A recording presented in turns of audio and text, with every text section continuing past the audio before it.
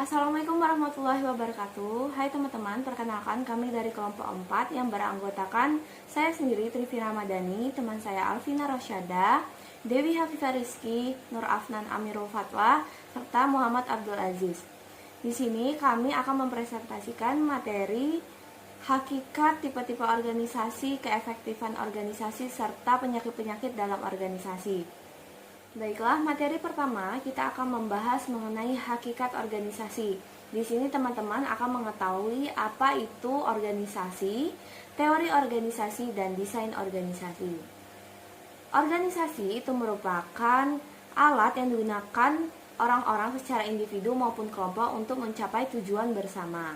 Sedangkan teori organisasi itu adalah studi tentang bagaimana banyak organisasi menjalankan fungsinya dan bagaimana mereka mempengaruhi dan dipengaruhi oleh orang-orang yang bekerja di dalamnya ataupun masyarakat di lingkup kerja mereka.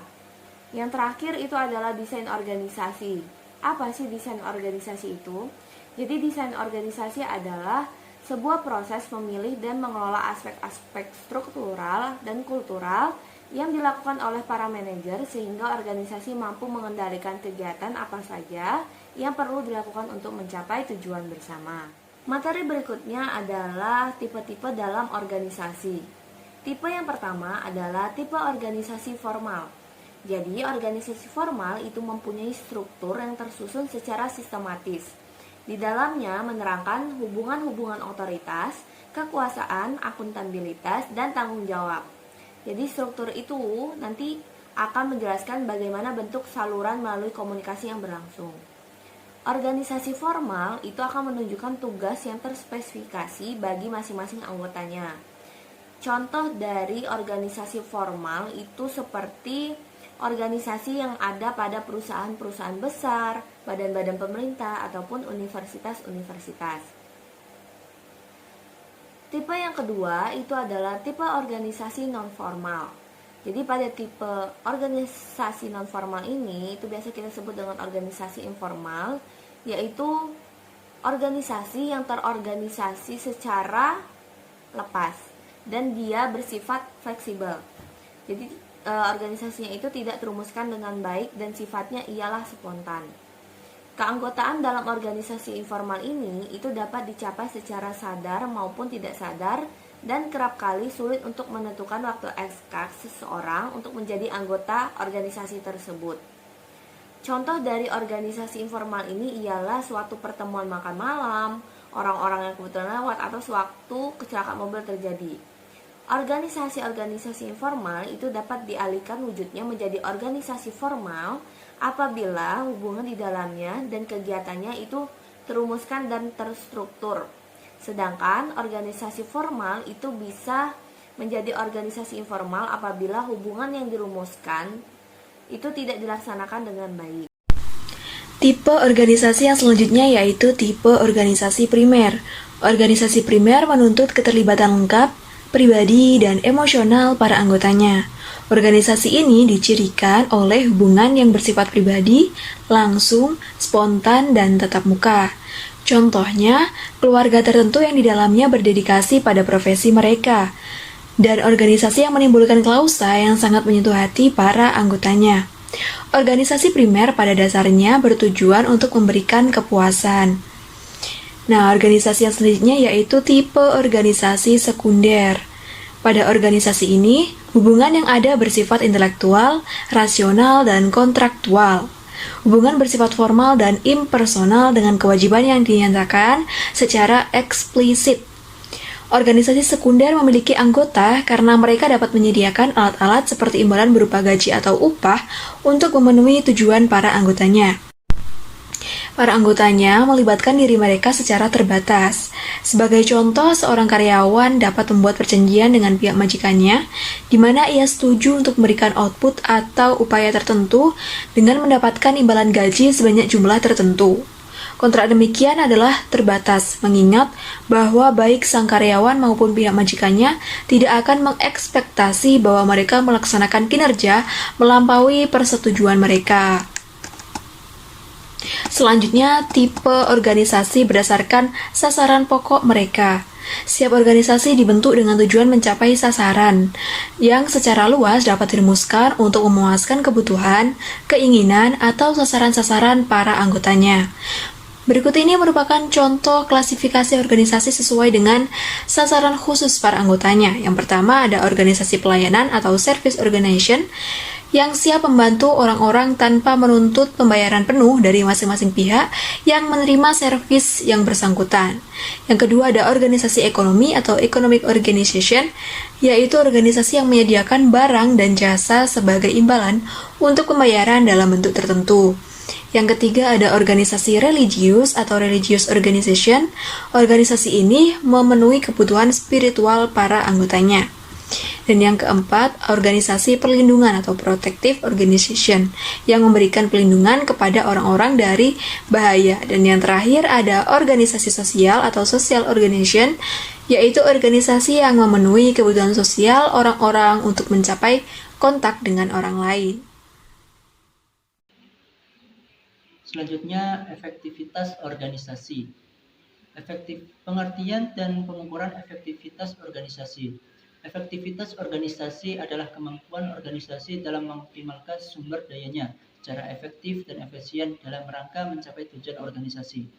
Efektivitas organisasi itu bisa disebut dengan tingkat ketepatan atau keberhasilan organisasi dalam mencapai tujuan yang sama antar pimpinan dan karyawan guna memenuhi kebutuhan bersama. Waterman dalam Robbins menyimpulkan organisasi yang efektif memiliki 8 karakteristik, antara lain yang pertama, memiliki komitmen atau bias terhadap tindakan dan penyelesaian pekerjaan. Yang kedua, selalu dekat dengan masyarakat, pelanggan sehingga mengetahui kebutuhan mereka. Yang ketiga, memberikan otonomi yang tinggi kepada pegawai dan menumpuh semangat kewirausahaan. Yang keempat, peningkatan produktivitas melalui partisipasi. Yang kelima, pegawai mengerti kemampuan perusahaan atau organisasi dan pimpinan terlibat aktif dalam penyelesaian semua permasalahan. Yang keenam, dekat dengan bidang pelayanan usaha yang diketahui dan dipahami. Yang ketujuh, memiliki struktur organisasi yang luas dan sederhana dengan staf pendukung yang memadai, yang berjumlah minimal. Yang terakhir, yang kedelapan, penggabungan kebijakan pengendalian ketat ditunjukkan untuk mengamankan nilai-nilai inti organisasi dengan desentralisasi untuk mendorong pengambilan risiko dan inovasi. Pembahasan selanjutnya setelah kita mempelajari kriteria dari efektivitas organisasi, yakni pendekatan dari efektivitas organisasi. Ada 3 pendekatan dari efektivitas organisasi yang bisa kita lakukan. Yang pertama yaitu pendekatan tujuan, yang kedua adalah pendekatan sistem, dan yang ketiga adalah pendekatan konstituensi strategi. Nah, pendekatan yang pertama yaitu pendekatan pencapaian tujuan. Nah, menurut pendekatan ini, sebuah organisasi itu dibuat untuk mencapai tujuan yang sebelumnya telah ditetapkan. Jadi menurut pendekatan ini itu menjelaskan bahwa efektivitas dari organisasi itu harus dinilai dari berdasarkan tujuan yang sebelumnya sudah ditentukan, bukan dari cara atau proses untuk mencari tujuan tersebut. Nah, tujuan dari organisasi ini itu dapat kita artikan sebagai survei dari kepuasan pelanggan atau kepuasan dari orang-orang yang disasar dari tujuan organisasi ini. Nah, kemudian yang kedua adalah pendekatan sistem. Nah, pendekatan sistem di sini itu efektivitas dari organisasi itu dapat diukur melalui kemampuan organisasi dalam memperoleh input atau memprosesnya menjadi output sesuai dengan keinginannya. Jadi, pendekatan ini menyatakan bahwa sebuah organisasi itu harus dinilai dari kemampuan dalam mendapatkan masukan, mengelola masukan, kemudian menyalurkan output yang telah dihasilkan dan mempertahankan keseimbangan dan stabilitas dari organisasi tersebut. Selain itu, pendekatan ini juga berfokus pada cara-cara yang dibutuhkan untuk memastikan kelangsungan hidup atau kelangsungan dari perjalanan atau struktur dari organisasi ini. bagaimana kelanjutan dari organisasi ini. Kemudian yang ketiga yaitu pendekatan konstituensi strategis. Nah, pendekatan ketiga ini adalah pendekatan yang menjelaskan bahwa organisasi ini akan efektif apabila memenuhi permintaan atau kepuasan dari bagian penting yang terdapat di lingkungan organisasi tersebut. Jadi bagaimana organisasi itu mengelola atau memenuhi kepuasan dari anggota organisasi tersebut. Nah, bagian-bagian penting dari sebuah organisasi di sini adalah pemilik, pegawai, pelanggan, pemasok, maupun sampai pada lembaga pemerintahan. Cukup sekian. Selanjutnya saya akan membahas tentang penyakit-penyakit dalam organisasi. Ada banyak macam penyakit-penyakit dalam organisasi. Pertama, Parkinson. Penyakit ini merupakan penyakit yang gejalanya itu menambah pejabat baru dalam struktur organisasi, di mana struktur tersebut sebenarnya tidak diperlukan. Lalu bagaimana sih cara mengobatinya? Cara mengobatinya pertama, lakukan analisis jabatan. Kedua, perampingan. Dan ketiga, downsizing. Penyakit yang nomor 2 adalah Weberian. Gejala yang ditimbulkan dari penyakit ini munculnya karena menambah panjangnya prosedur, perizinan, lamban, dan boros, dan mempersulit orang lain dalam organisasi. Jadi ketika sudah dalam organisasi itu muncul panjangnya perizinan, lamban, dan boros, itu merupakan gejala-gejala dalam organisasi. Itu disebut dengan Weberian. Bagaimana cara mengobatinya? Cara mengobatinya pertama adalah menganalisis time atau motion study. Yang kedua, debirokratisasi, debiroktarisasi. Yang ketiga, deregulasi dan downsizing. Selanjutnya penyakit yang nomor 3 adalah maniak. Maniak ini merupakan penyakit yang gejalanya ditimbulkan karena ambisi besar mengembangkan organisasi. Jadi mempunyai ambisi besar ini termasuk juga penyakit dalam sebuah organisasi. Atau mabuk kesuksesan, terlalu memikirkan kesuksesan yang terlalu tinggi, mengharapkan yang lebih besar gitu. Dan sangat waspada terhadap tragedi. Nah, gejala ini dapat diatasi dengan pertama membuat rencana sesuai potensi sumber daya alam. Agar hasil itu bisa digapai dengan mudah, tidak berlebihan, tidak melebih-lebihkan harapan yang nanti berefek terhadap was-was terhadap risiko yang besar. Kemudian yang nomor 4 adalah schizophrenia. Schizophrenia ini merupakan penyakit dalam organisasi yang gejalanya itu ditimbulkan karena struktur organisasi yang kacau. Tidak ada garis kewenangan dan tanggung jawab yang tegas. Gejala ini bisa diobati dan diatasi oleh dengan rapi. Kemudian yang nomor 5 adalah penyakit yang disebut dengan depresi. Gejala yang ditimbulkan dari depresi ini adalah kurang bersemangat dalam berorganisasi atau apatis, memiliki sifat yang apatis dan pasif dalam berorganisasi. Gejala ini mudah saja untuk diobati. Pertama, dengan mempelajari apa sih motivasinya dan penuhi.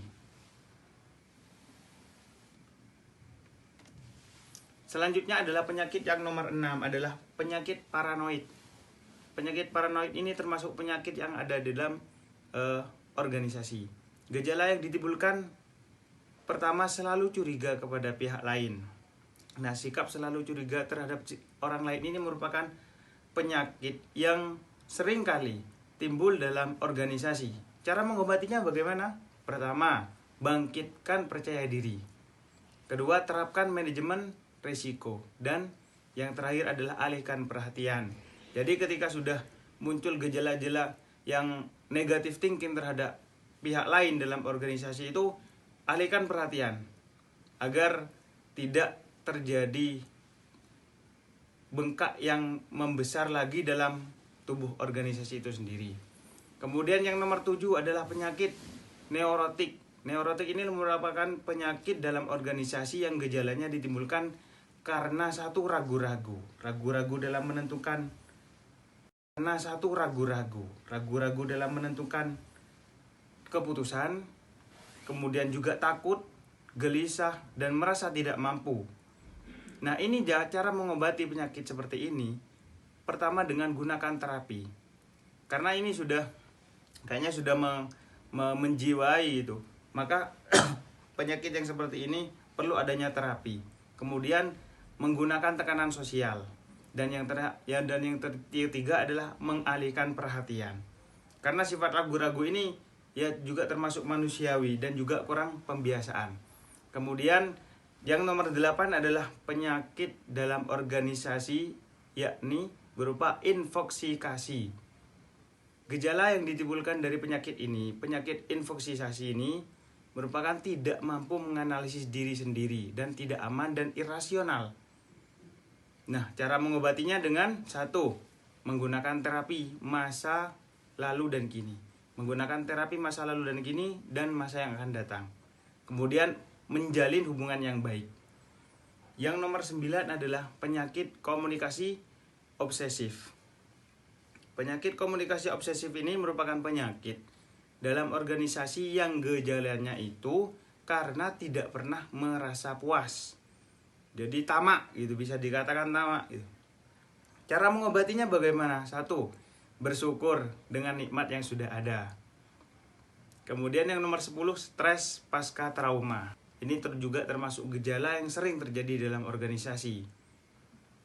Penyakit yang sering terjadi dalam organisasi. Gejala-gejala yang dimunculkan oleh penyakit ini adalah shock.